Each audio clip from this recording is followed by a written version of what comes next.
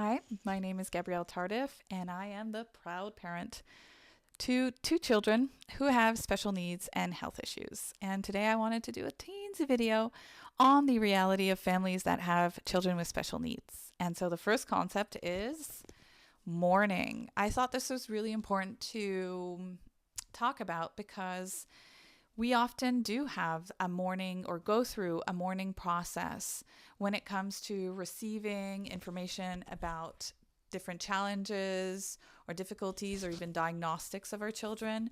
It means mourning maybe a simpler childhood or a simpler life that we would have hoped for our children. And there are different phases or stages to mourning, so I invite you to go and look that up. But what I wanted to comment is that they are nonlinear. And so maybe one day you're in acceptance and the next you're in denial, and that's completely normal. Speaking of denial, say I'm in front of a specialist and I feel myself getting defensive about these challenges that this person is talking about for my child. Well, that might be the denial stage of mourning. Or if family members are minimizing your child's issues or their diagnostics, it might be denial within the mourning process. The second concept is comorbidity. I wanted to mention an excellent report that is in French. I'm in Quebec, Canada, and the report is in French. It's about the realities of families that have children with special needs. I will either link it or name it below. You can possibly translate it. But one of the concepts is comorbidity. And it's important to keep in mind because a lot of children that do have special needs have several of them. They have several diagnostics. They have several challenges.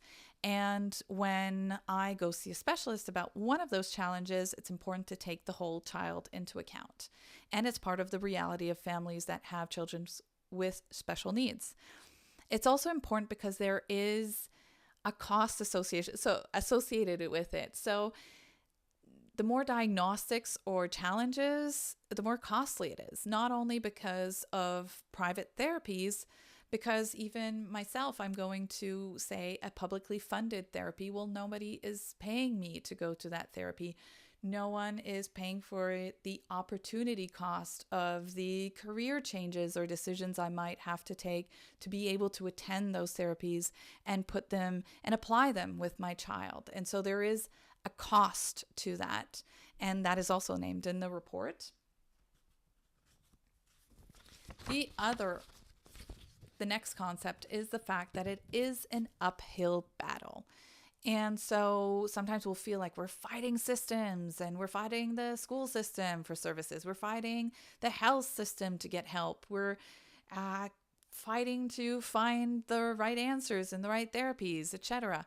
So there is an uphill battle, and that can have or take its toll on the mental and physical health of parents. And I might add that there is also tension that can be found within the couple because there might be one of the parents that is the parent that's taking on most of this work and effort, and that can cause tension.